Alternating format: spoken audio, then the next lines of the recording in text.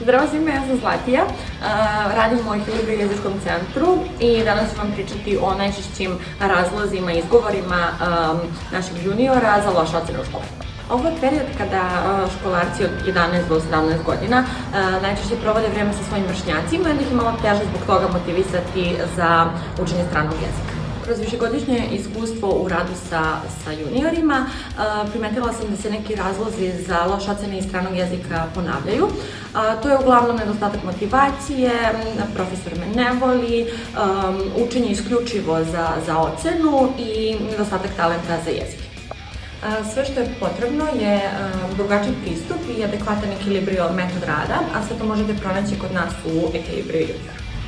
Pridružite nam se i omogućite svom školarcu da na zabavan, lak i spontan način usvoji jezik i popravi svoju ocenu u školi, a upis traje tokom cele godine.